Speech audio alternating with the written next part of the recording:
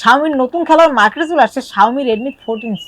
ভাই এটি কিন্তু অফিসিয়াল ভাবে বাংলাদেশে লঞ্চ হয়েছে, কিন্তু এই ফোনটি ভুলেও কেউ কিনবেন না। তবে একটি কথা না বলে পারলাম না ভাই, এই Redmi Note 14C কিন্তু মার্কেটিং এর পিছনে অনেক টাকা ব্যয় করেছে। তারা মার্কেটিং এ কোনো প্রকার কোনো অলসতা করেনি। অনেক সেলিব্রিটিরাই এটা কিন্তু স্পন্সর করেছে, যার কারণে আপনারা অবশ্যই Redmi 14C এর সাথে পরিচিত।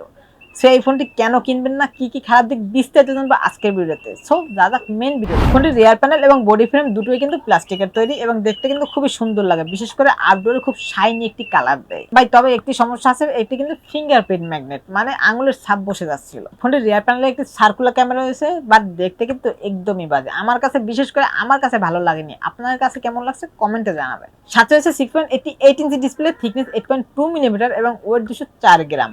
তবে ওয়েট 204 গ্রাম এবং থিকনেস মোটামুটি আয়ত্তের ভিতরে থাকার কারণে যাদের হাত বেশি ছোট তারা এক হাতে ব্যবহার করতে পারবেন না, দুই হাতে ব্যবহার করতে হবে। বাট যাদের হাত বড় সড়ো তারা এক হাতে ব্যবহার করতে পারবেন। তবে একটি মজার বিষয় কি জানেন ভাই, এটাতে কিন্তু কোনো আইপি রেটিং নেই, যা কিনা বর্তমানে একদম কম দামের ফোনগুলোতেও থাকে। পোর্শন বাটন নিয়ে কথা বলতে গেলে ফোনটির রাইট সাইডে রয়েছে একটি ভলিউম বাটন এবং একটি পাওয়ার অন বাটন, এবং লেফট সাইডে রয়েছে একটি সিম ট্রে, যাতে আপনারা দুটি সিমের পাশাপাশি একটি এক্সটার্নাল মেমোরি কার্ডও ব্যবহার করতে পারবেন। এবং উপর দিকে রয়েছে হেডফোন জ্যাক, এবং নিচের দিকে রয়েছে main speaker, primary mic, USB type C charging port এবং একটি noise cancellation mic. Operating system হিসেবে রয়েছে অ্যান্ড্রয়েড 14 এবং ইউআই হিসেবে রয়েছে কিন্তু হাইপারওয়েস, এবং সাথে কিন্তু আপ টু 6GB পর্যন্ত ভার্চুয়াল RAM ইউজ করতে পারবেন। তবে আপনারা সকলেই জানেন ভার্চুয়াল RAMটা শুধুমাত্র গেমারদের জন্য প্রয়োজন হয়, যারা নর্মাল ইউজ করেন তাদের কোনো প্রয়োজনই নেই। এবং ইউআই নিয়ে কথা বলতে গেলে ইউআই মোটামুটি ভালোই স্মুথ আছে, এবং কিছু অপ্রয়োজনীয় অ্যাপস আছে যেগুলো আপনারা চাইলে আনইনস্টল করে ফেলতে পারবেন। সো ইউআই নিয়ে কমপ্লেন করার কোনো জায়গায় নেই। ফোনটির রিয়ার প্যানেল আছে 15 মেগাপিক্সেল একটি এআই লেন্স, এবং এটির পিকচার কোয়ালিটি নিয়ে কথা বলতে গেলে মোটামুটি ঠিকঠাক আছে, এবং কালার ডিটেলসটার একটু ঘাটতি আছে। আর একটু ভালো হলে আরো ভালো হতো, কালারটা যদি আর একটু বুস্ট করতো তাহলে আরো ভালো হতো। এবং শার্পনেস ঠিকঠাকই আছে। তবে অন্ধকারে ছবি তুলতে গেলে অবশ্যই নাইট মোডটা অন করে নেবেন, তাহলে ভালো একটি রেজাল্ট পাবেন। এবং যদি আপনার পোর্ট্রেটে ছবি তুলতে চান তাহলে পোর্ট্রেটটা ভালোই বুফি করে, ব্যাকগ্রাউন্ডটা ভালোই মোটামুটি গোলা করে, দেখতে খুব সুন্দরই লাগে, মোটামুটি খারাপ না, বাজেট হিসেবে ঠিকঠাকই আছে। এবং ফ্রন্টে রয়েছে 13 মেগাপিক্সেল একটি সেলফি ক্যামেরা, এবং এই ফোনটির রিয়ার ক্যামেরা মেইন ক্যামেরা দিয়ে সর্বোচ্চ ভিডিও রেকর্ড করতে পারবেন 1080 30 fps। এটিতে ক্যামেরা টু এপিআই রয়েছে, যার কারণে চাইলে আপনারা ইন ফিউচারে জিক্যাম ম্যানুয়াল ক্যামেরা ইউজ করতে পারবেন। এবং স্পিকার খুব একটু ভালো তাও বলবো না, এবং খুব একটু খারাপ তাও বলবো না, 70 থেকে 80% এর ভিতরে রাখলে মোটামুটি ভালো একটি কোয়ালিটি পাবেন সাউন্ডের।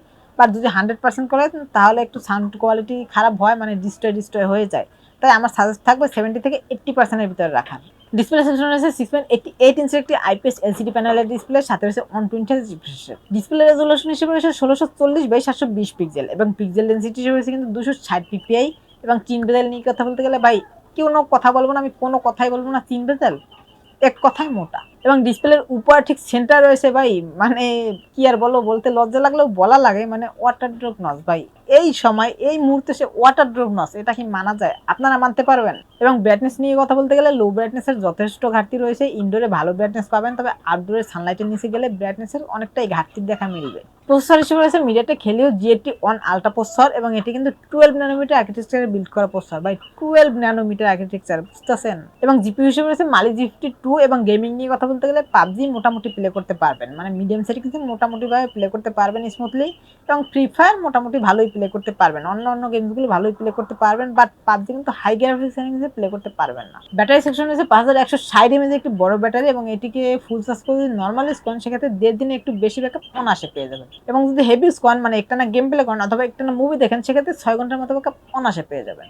ফোনটি একটি ভেরিয়েন্টে মার্কেটে পেয়ে যাবেন 6GB র্যামের সাথে 128GB স্টোরেজ, এবং এই ভেরিয়েন্টের র্যাম টাইপ হিসেবে পেয়ে যাবেন এলপিডিআর 4X, এবং স্টোরেজ টাইপ হিসেবে পেয়ে যাবেন eMMC 5.1। তবে স্টোরেজ টাইপটি ভাই ভালোই দিয়েছে। ফোনটির প্রাইস নিয়ে কথা বলতে গেলে এই ফোনটি অফিসিয়াল ভাবে প্রাইস রাখা হয়েছে 14,999 টাকা।